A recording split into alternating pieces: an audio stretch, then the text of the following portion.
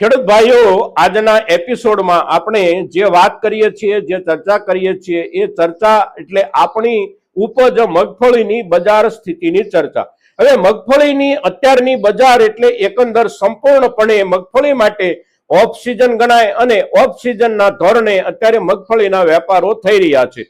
ઓછામાં ઓછી આવકો થઈ રહી હોય અને સામે બજારમાં ઓછામાં ઓછી એની જરૂરિયાત હોય એટલે ભાવોને આપણે જોઈએ તો રોજે રોજ કોઈ પણ પ્રકારના ફેરફારો જોવા નથી મળતા. પણ સામાન્ય રૂપમાં આપણે જોઈએ તો વિતેલા લગભગ એકાદ અઠવાડિયા કે બે અઠવાડિયાથી આપણે બજાર ભાવોને થોડા થોડા ઘસારા તરફ જતા અવશ્ય જોઈ રહ્યા છીએ અને તેથી અત્યારનું જે બજાર છે એ બજાર ઘણા બધા ઘસારા પછી જે ભાવના લેવલે ચાલી રહ્યું છે, આ ભાવના લેવલેથી આવનારા નજીકના સમયમાં કે લાંબા ગાળે આપણા મગફળીના બજાર ભાવની સ્થિતિ કેવી રહી શકે, આ એક સામાન્ય સવાલ અત્યારે આપણા મગફળી જેમની પાસે વેચવાની પડી રહી છે એવા દરેક ખેડૂતો માટે મહત્વનો થઈ જાય છે કે જે ખેડૂતો પાસે હજી પણ મગફળી વેચવાની બાકી રહી ગઈ હોય. તો આજે આપણે આ મુદ્દા ઉપર થોડી વિગત સાથે વિસ્તૃત ચર્ચા કરીએ છીએ મિત્રો. તો આજના આપણા આ મગફળી સંબંધિત વિડીયોમાં આપ સૌ દર્શક મિત્રો અવશ્ય બન્યા રહેજો.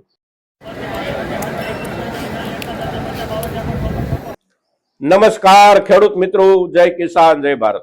ખેડૂત ભાઈઓ, આપણી મગફળીની ઉપજનો અત્યારનો સમય એટલે સંપૂર્ણપણે ઓફ સિઝનનો સમય. હવે ઓફ સિઝનનો સમય જ્યારે હોય ત્યારે આપણે અગાઉ કહ્યું તેમ મોટા ભાગે કોઈ બહુ ફેરફાર વિના બજાર ચાલતું હોય છે. પણ ચાલતું બજાર પણ આપણે જોઈ રહ્યા છીએ કે લગભગ છેલ્લા 10-12 કે 15 દિવસથી થોડા થોડા ઘસારા સાથે જ ચાલી રહ્યું છે અને ઘસારા પછીના બજાર ભાવની સ્થિતિ અને બજાર ભાવનું વર્તમાન લેવલ આપણે જોઈએ તો આજે તારીખ છે 8 માર્ચ 2026 અને વાર છે રવિવાર.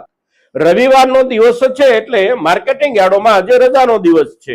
પણ આપણે જે ચર્ચા અને વાત કરીએ છીએ એ ગઈકાલે શનિવાર અને 7 માર્ચના દિવસના બજાર ભાવના લેવલની આપણે જ્યારે વાત કરીએ છીએ ત્યારે ગઈકાલે આપણી મગફળીની ઉપજ નીચલા દરજ્જે લગભગ 1100 રૂપિયા કે 1125 રૂપિયાથી શરૂ થાય અને ઊંચામાં ઊંચું બજારમાં ભાવોનું લેવલ 20 કિલોનું એટલે લગભગ 1475 રૂપિયા કે મહત્તમ 1500 રૂપિયા સુધીના ભાવમાં આપણી મગફળી વેચાઈ રહી છે. હવે અત્યારે આ જે ભાવનું લેવલ છે બજારમાં, આ લેવલને આપણે અત્યારના હિસાબથી ને અત્યારે જે બજારમાં ક્વોલિટી આવી રહી છે એ ક્વોલિટીના હિસાબથી એવરેજ જોવાનો પ્રયાસ કરીએ તો એવરેજ એટલે લગભગ 1250 થી લઈ અને 1450 રૂપિયાની વચ્ચે આપણી મોટા ભાગની મગફળી અત્યારે વેચાઈ રહી છે. ભાવોનું આ જે લેવલ છે એ લેવલ એટલે એકંદર ક્વોલિટીના હિસાબથી આ લેવલ છે. ક્વોલિટીમાં જે દરજ્જો અત્યારે આવી રહ્યો છે આ દરજ્જામાં સુપર બેસ્ટ ક્વોલિટી કે એક્સ્ટ્રા સુપર બેસ્ટ ક્વોલિટીની મગફળી એક પણ ઢગલો આપણને જોવા નથી મળી રહ્યો અને એ જે સુપર બેસ્ટ ક્વોલિટી કે એક્સ્ટ્રા સુપર બેસ્ટ ક્વોલિટીની મગફળી બજારમાં નથી આવતી એના કારણે બજારમાં ભાવોનું ઊંચામાં ઊંચું લેવલ જે છે એ અટકી જાય છે 1500 રૂપિયાના સપાટીએ. એનાથી પણ સારા ભાવથી વેચાઈ શકે એવી મગફળી અવશ્ય હોય છે. પણ એ મગફળી હવે અત્યારે જે કોઈ ખેડૂતો પાસે હશે સચવાયેલી, આ ખેડૂતો આ સમયગાળા દરમિયાન વેચવા માટે સાચવીને બેઠા હોય એવું નથી હોતું. એ મગફળીની ઉપજ જે કોઈ ખેડૂતોએ સાચવી હોય આ તમામે તમામ ખેડૂતોએ યોજનાબદ્ધ રીતે મગફળી સાચવી હોય છે અને એમની જે યોજના હોય એ યોજના એટલે મગફળીની વાવણીની જે કાંઈ જરૂરિયાત બિયારણની હોય એ બિયારણની જરૂરિયાત સમયે મગફળીની જે ખરીદી નીકળે એ સમયે પોતાની મગફળી વેચવાનું એમનું આયોજન હોય છે અને તેથી આ પ્રકારની ક્વોલિટી અત્યારે બજારમાં આવતી હોતી નથી અને નથી આવી રહી. હવે જે ક્વોલિટી બજારમાં અત્યારે આવી રહી છે આ ક્વોલિટી જે આવે છે એ એકંદર સામાન્ય દરજ્જાની આવે છે અને કાં તો નીચલા દરજ્જાની જે કાંઈ હોય એ ક્વોલિટી આવે છે. એટલે નીચલા દરજ્જાના ભાવો પણ લગભગ 1100 રૂપિયાથી શરૂ થાય અને એવરેજ પણ આપણે જોયું તેમ લગભગ આ ગાળામાં બની રહે છે 1250 થી લઈ અને 1450 કે 1450 ની વચ્ચે. એટલે એવરેજ એકંદર જે નીચી છે એનું કારણ બજારમાં જાજો આવતો એવરેજ માલ અને એમાં પણ વધારે જથ્થો થોડી નબળી ક્વોલિટીનો આવી રહ્યો છે. અત્યારે બજારમાં જે કાંઈ મગફળી વેચાવા આવી રહી છે આ મગફળી એટલે આપણી સિઝન દરમિયાન મગફળીના ઊંચામાં ઊંચા ભાવના લેવલ જ્યારે બન્યા હતા એ સમયે પણ જે ખેડૂતો આપણા મગફળી વેચવાથી ચૂકી ગયા હતા આ જ ખેડૂતોનો જથ્થો અત્યારે બજારમાં આવી રહ્યો છે. હવે આપણી મગફળીના ભાવોનું અત્યારનું આ લેવલ અને આ સપાટી, હવે અહીંથી ભાવોમાં આવનારા દિવસોમાં સુધારાની શક્યતાઓ અને સંભાવનાઓ કેટલી અને એકંદર કયા સમયગાળા દરમિયાન, તો મગફળીના ભાવમાં સુધારાની શક્યતાઓ અને સંભાવનાઓના જે કાંઈ કારણો હોય એ કારણો એટલે પુરવઠાની સ્થિતિ કેવી છે અને સામે વપરાશ એટલે કે જરૂરિયાતની સ્થિતિ કેવી છે. તો પુરવઠા તરફ આપણે એક નજર નાખીએ તો પુરવઠાના મુદ્દે આ વર્ષે સરકાર પાસે પૂરતા પ્રમાણમાં મગફળીનો પુરવઠો સચવાયેલો છે. તદ ઉપરાંત મુખ્ય સિઝન દરમિયાન બજારમાંથી મગફળી ખરીદી અને સંગ્રહ કરનારા જે કોઈ વેપારીઓ હોય આ વેપારીઓ પાસે પણ પૂરતા પ્રમાણમાં મગફળીનો સચવાયેલો જથ્થો છે. તદ ઉપરાંત આપણા ખેડૂત સમુદાય પાસે પણ હજી મગફળીનો જથ્થો અવશ્ય થોડા પ્રમાણમાં પણ સચવાયેલો તો છે જ. એટલે જથ્થાની જે સ્થિતિ છે આ સિઝન દરમિયાનની એ આ પ્રમાણે છે. ઉપરાંત નવી સિઝન એટલે કે ઉનાળુ વાવેતરની મગફળી પણ થોડા દિવસો પછી આપણને બજારમાં જોવા મળી શકે છે. આ વર્ષે જ્યારે વાવેતરનો સમય હતો એ જ સમયગાળા દરમિયાન આપણે ત્યાં બજારમાં ભાવોનું લેવલ ઠીક ઠીક બની ગયું હતું. એની અસર નીચે વાવેતર વિસ્તાર આપણે ત્યાં થોડો ઘણો અવશ્ય વધ્યો છે અને એ વધેલા વાવેતર વિસ્તારના આધારે આપણે જોઈએ તો નવી ઉનાળુ મગફળીની ઉપજ પણ એકંદર ઠીક ઠીક આવી શકે છે. એટલે વીતેલી સિઝનનો જથ્થો પૂરતા પ્રમાણમાં છે અને નવી ઉપજનો પણ થોડો ઘણો જથ્થો આવી શકે છે. સામે જરૂરિયાત કેટલી, તો જરૂરિયાતની દિશામાં આપણે જોઈએ અને વિચારીએ તો આપણી મગફળીની ઉપજ જે રૂપમાં વપરાય છે એ રૂપમાં સૌથી મોટી વપરાશ જ્યાં થાય છે એ વપરાશ એટલે ખાદ્ય તેલ માટેની વપરાશ.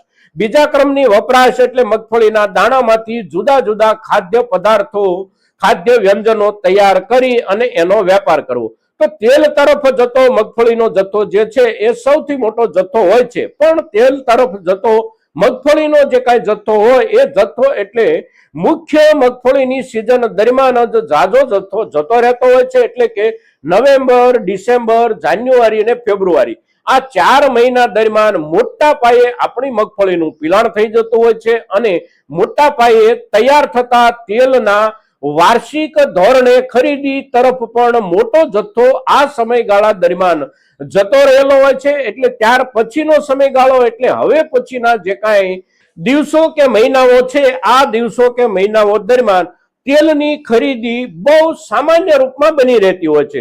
જે જથ્થામાં પાછળના દિવસો દરમિયાન એટલે કે મુખ્ય સિઝન દરમિયાન તેલની ખરીદી થતી હોય એ પ્રમાણે ખરીદી અત્યારના સમયગાળામાં એકંદર ઓછી થઈ જતી હોય છે અને વાર્ષિક તેલ ખરીદનારા જે કોઈ લોકો હોય આ લોકો મગફળીની સિઝન દરમિયાન તેલ ખરીદી અને ભરી લેતા હોય છે અને ત્યાર પછી એમણે ક્યારેય વર્ષમાં વચ્ચે તેલ ખરીદવાનું હોતું નથી. એટલે તેલ તરફનો જથ્થો તો એને માટેની પણ એકંદર સિઝન પૂરી થઈ ગઈ. સામે મગફળીના દાણામાંથી જુદા જુદા વ્યંજનો તૈયાર કરી અને એનો જે વેપાર ચાલતો હોય એ વેપારમાં પણ સૌથી મોટો જથ્થો જે તરફ જાય એ વપરાશ એટલે મગફળીમાંથી તૈયાર થતી જુદા જુદા પ્રકારની ચીકીઓ અને ચીકીઓ જે કાંઈ તૈયાર થાય છે એને માટે લાખો ટન મગફળી સિઝનમાં જતી હોય છે. પણ ચીકીનો જે વ્યવસાય છે એ વ્યવસાયનો સમયગાળો પણ ડિસેમ્બર અને જાન્યુઆરી જે મુખ્ય સમયગાળો હોય છે.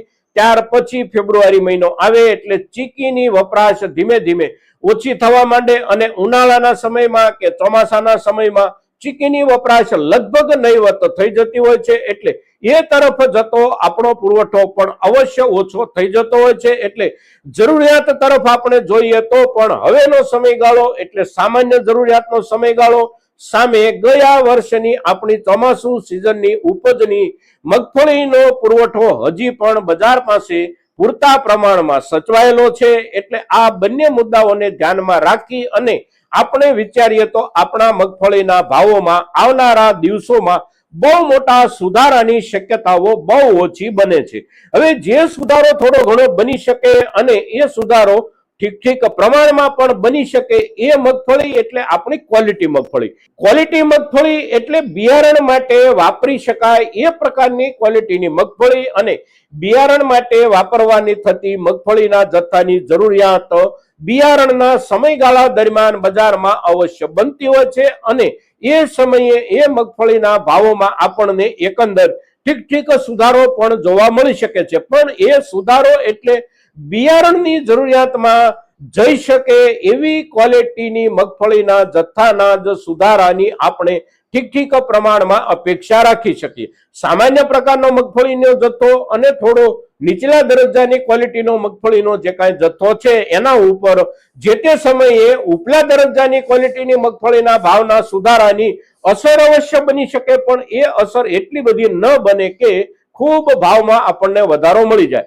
તો આ દરેકે દરેક મુદ્દાઓ જે કાંઈ છે એ મુદ્દાઓને ધ્યાનમાં રાખી અને આપણે આપણી પાસે અત્યાર સુધી સચવાયેલી જે કાંઈ મગફળીની ઉપજ હોય એના ઉપર નિર્ણય કરીએ. મિત્રો, આપણી મગફળીની ઉપજની વર્તમાન બજાર સ્થિતિની સાથે સાથે આવનારા સમયની એકંદર સંભાવનાઓ અને શક્યતાઓ પર જ્યારે વિસ્તૃત ચર્ચા કરીએ છીએ ત્યારે આપણા મહત્તમ ખેડૂતો સુધી આ ચર્ચા પહોંચે એ ખૂબ જરૂરી છે અને એને માટે આપ સૌના સહયોગની અપેક્ષા સાથે જય કિસાન, જય ભારત.